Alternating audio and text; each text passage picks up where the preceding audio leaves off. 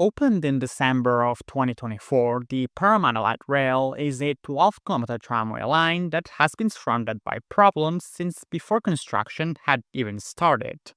And though after numerous delays and calls for corruption, the system is now finally open, it is now severely struggling to meet expectations, with the light rail only moving around half the people that it was expected to carry. So, considering the heavy investment the area has seen in recent times, where did everyone go? And is there any hope for the system to still reach its goals in the near future? Or is this just a transit failure marked by flawed political predictions and questionable planning?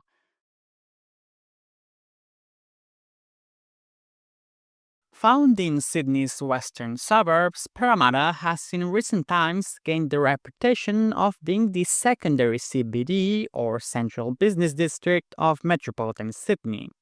The city, which dates back to 1788, has thus transformed itself in the last decade, with multi-billion-dollar investments giving way to the construction of high-rises, the redevelopment of public spaces, and indeed the Parramatta Light Rail itself.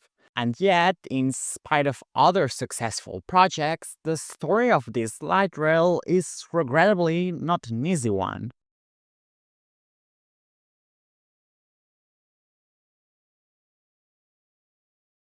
The project was initially presented in December of 2015, with the government stating that the network would have two lines, one between Westmed and Carlingford, and the other splitting at Camellia towards the Olympic Park.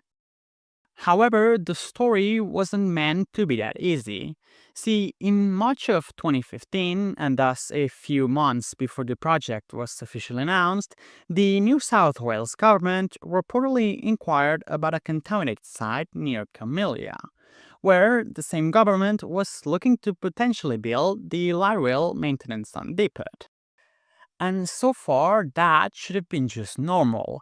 However, what became controversial was the fact that 13 days before they publicly announced the project, a private property developer purchased the same site for a total of 38 million Australian dollars, which, mind you, was already twice the price of the property's estimated value, thus making it pretty easy to see where the controversy comes from, as just a few months later, the transit agency bought the plot of land for 54 million Australian dollars, thus magically making the private developer an accidental turnover of almost $16 million. And though a subsequent investigation into the deal was undertaken in 2020, the amount of evidence was deemed insufficient in order to prove corruption, with the audit office instead opting to throw the agency under the bus by stating that the New South Wales Transit Agency had conducted an inefficient process in which the financial impact had been recklessly ignored. But anyways, that's enough of that. Because if we go forward to 2024 and indeed the months following the system's opening, there is much else to be discussed aside from this plot of land.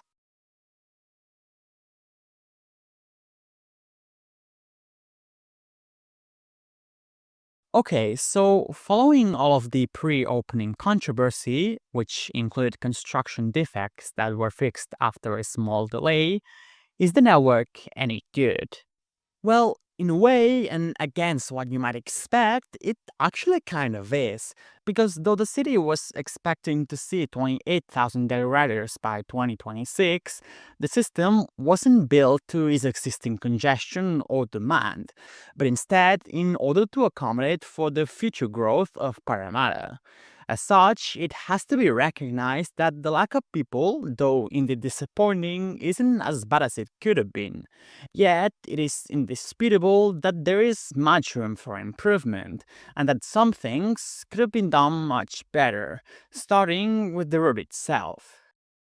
To analyze where they went wrong with the route, though, we first need to understand the basics of the problem. And if it hasn't been made apparent yet, well, it has a lot to do with rider statistics.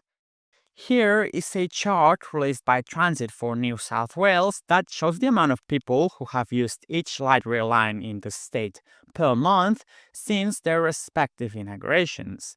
And as you can see, if we do not account for the failure that is the Newcastle light rail, well, Parramatta is dead last, only getting about 13,000 daily users in September of 2025, just marginally up from the 7,000 it saw in its first month of operations.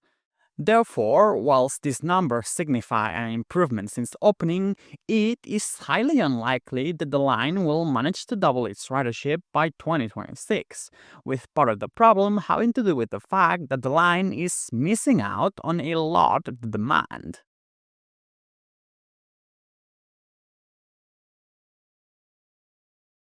See, though the route of stage 1 hits through most of the right areas, including the center of Parramatta and residential areas on both sides, it is missing an important connection with the Sydney Metro. Because most people would agree that if the line had been expanded a couple of kilometers further north of the Carlingford terminus, and thus connected to the Sydney Metro at Epping Station, things would probably have turned out better. And though the government directly addresses this issue in the light rail's Q&A page, do keep in mind that this ends up being mostly speculation, as the New South Wales administration just couldn't be bothered to conduct an actual study into the line extension. Yet still, it goes without saying that more people would probably take the light rail if it offered a quicker route to and from other parts of metropolitan Sydney. And even more so when you consider the fact that the line serves three separate university campuses as well as the CommBank Stadium, all of which tend to attract people from around Sydney who would probably be more inclined to use the light rail if it was actually the best route due to connections. Though then, as much as we might analyze and talk about the expansion to Epping, it doesn't seem to have much of the future. Though, talking about the future, what we might see is the more hopeful side of the story, which has to do with Stage 2. The expansion is meant to open in 2031, and though more delays and controversies are probably to be expected, it should also make the Stage 1 route more busy, especially seeing as it terminates at Carter Street, next to the future metro station of the Olympic Park. However, with heavy construction pending, Stage 2 and its benefits are also sadly becoming a bit of a waiting game.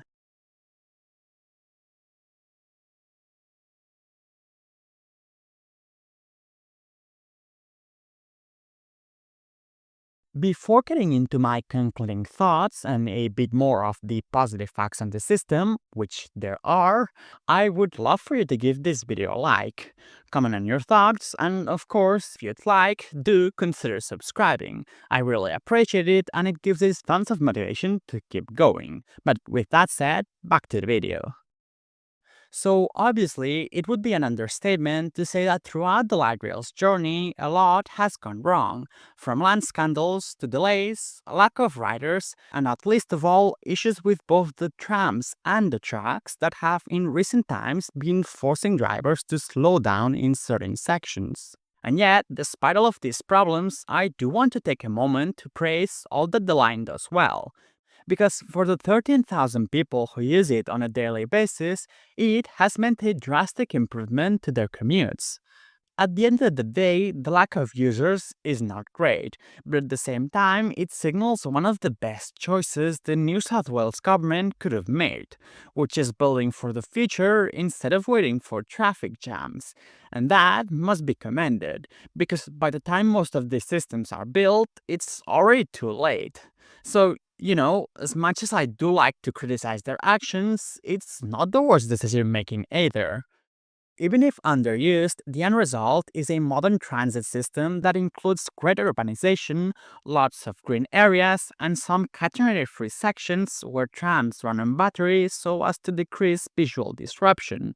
However, and in spite of all of this, their biggest mistake was building it before it was needed. And though people might currently say that the $2.9 billion price tag is too large, and that the system is a waste of money, that may well change in the future, as people move in and become grateful that such a transit option is there, whether they plan to use it or not.